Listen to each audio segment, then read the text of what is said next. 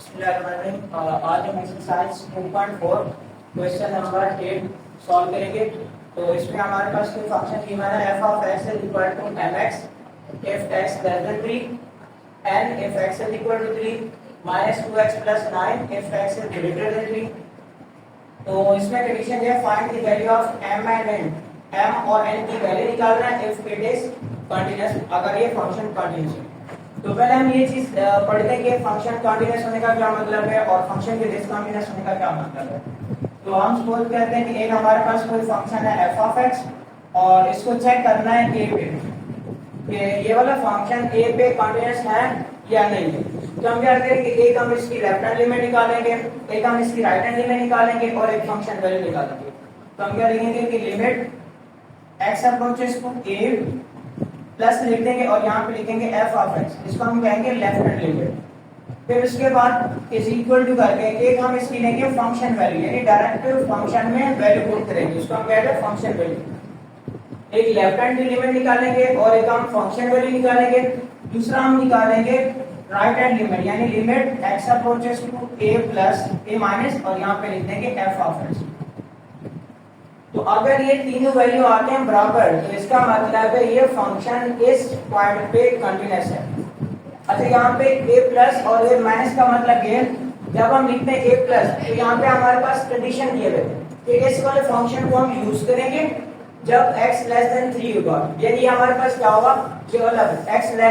Approaches to -1, ये हमारे पास right hand limit होगी। फिर x is equal to 3, जब हम एग्जैक्ट x 3 की इक्वल पुट करेंगे तब हमें क्या मिलेगा, n मिलेगा, जिसको हम कहते हैं फंक्शन वैल्यू। फिर उसके बाद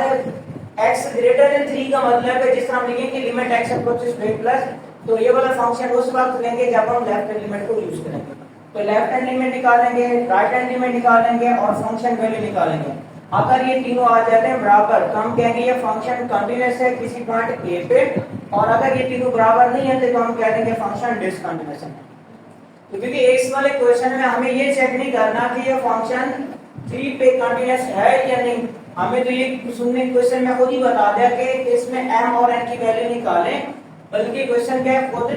कंटीन्यूअस ऑलरेडी है। तो इसका मतलब है हम लेफ्ट हैंड में निकालेंगे,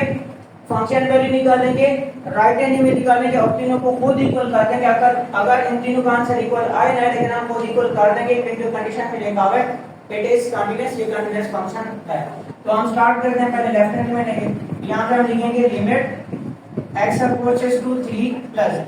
यहां पे 3 का मतलब ये नहीं कि यहां पे प्लस वाली कर लेंगे, यहां पे सिर्फ ये इंडिकेट करता है कि जब x ग्रेटर देन 3 होगा उस फंक्शन को हम यूज करेंगे, क्योंकि यहाँ पे हमारे पास तीन फंक्शन है, mx अलग फंक्शन है, n भी एक अलग है और -2x प्लस 9 ये भी अलग फंक्शन है। लेकिन इन तीनों फंक्शन को हम यूज करेंगे इन कंडीशन के मुताबिक। if x ग्रेटर देन 3 तो ये वाला फंक्शन उठाएंगे जिस तरह हमारे पास ये लेफ्ट हैंड लिमिट है, तो यहाँ पे लिखेंगे f ऑफ x। अगले स्टेप में लिखेंगे कि limit x approaches to 3 plus और f ऑफ x की जगह हम फंक्शन लेंगे ये वाला -2x प्लस 9, क्योंकि ये हमारे पास प्लस वाला फंक्शन है, तो माइनस का 2x प्लस का 9 आ जाएगा। फिर हम वैल्यू पुट कर देंगे -2 and 2, x अप्रोचेस टू 3 का मतलब x 3 बन जाएगा, x की जगह क्या लिख देंगे 3, ये हमारे पास 3 आ जाएगा प्लस का 9,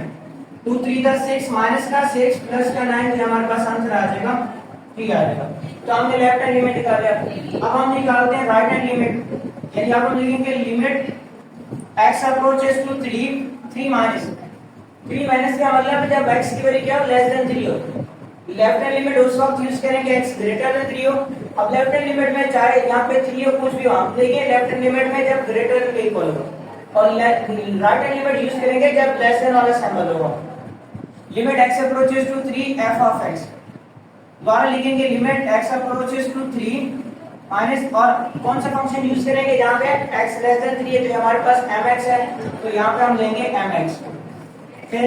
m की जगह 3 पुट करें, यहाँ पे हमने जब लिमिट x अप्रोचेस टू +3 लिखा था, ये limit x approaches to 3 minus, इन दोनों में कोई डिफरेंस नहीं है, ऐसा नहीं समझेंगे ये प्लस वाला नंबर ये माइनस वाला नंबर, बल्कि ये इंडिकेट कर रहा है ये लेफ्ट हैंड लिमिट और ये राइट हैंड लिमिट है। तो m की जगह m रहने देंगे और x की जगह 3 पुट करेंगे, तो हमारे पास आ जाएगा 3m। फिर हम लेंगे फंक्शन वैल्यू, फंक्शन वैल्यू का मतलब है डायरेक्ट वैल्यूज पुट करना, तो हम f ऑफ 3 पुट कर देंगे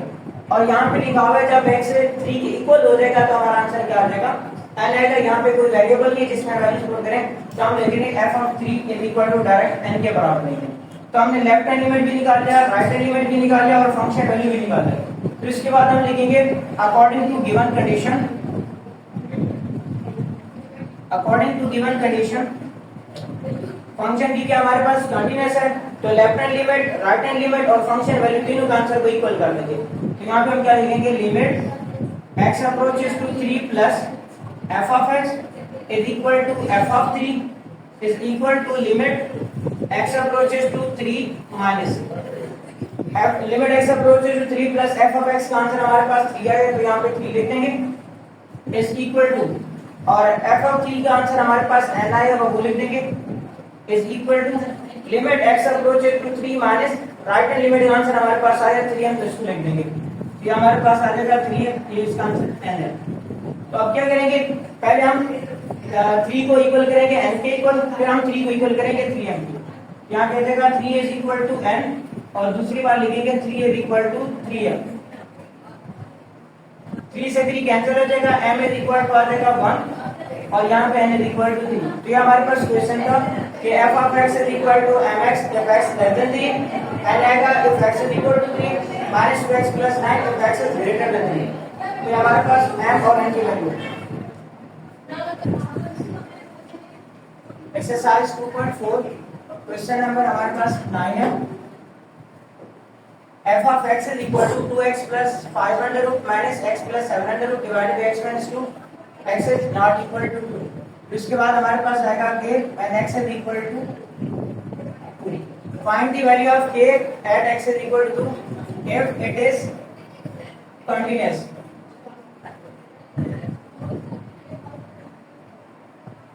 ये फंक्शन 2 पे कंटीन्यूअस है, हमें k की वैल्यू निकालना है। तो कंटीन्यूअस का मतलब क्या होता है कि left hand limit, right hand limit और फंक्शन वैल्यू तीनों इक्वल आ जाए। तो यहाँ पे हम क्या करेंगे x नॉट इक्वल टू 2 का मतलब है हम x डायरेक्ट 2 को नहीं करेंगे बल्कि हम लिमिट के जरिए आंसर निकालेंगे।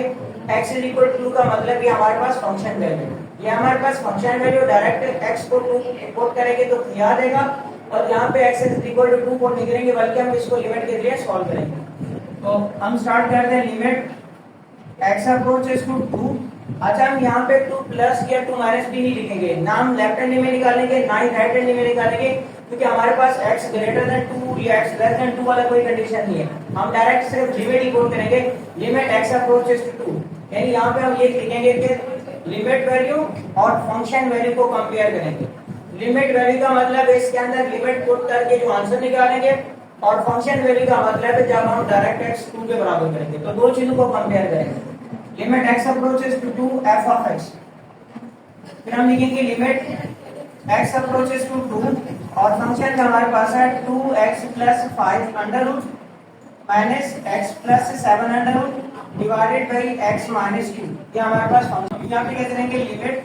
x approaches to 2, limit x approaches to 2। देखिए यहाँ पे हमारे पास ना 2x plus 5 under root minus x plus 7 under root, तो हमारे पास ये सर्ट वाला क्वेश्चन आ गया तो हम इसको क्या करेंगे रेशनलाइज करेंगे, यानी इसके कॉन्जुगेट से मल्टीप्लाई भी करेंगे और डिवाइड भी करेंगे। और x minus 2 को हम साइड में कर लेते हैं तो हम यहाँ लिखेंगे 1 डिवाइडेड बाई x minus 2 और फिर लिखेंगे 2x plus 5 अंडर रूट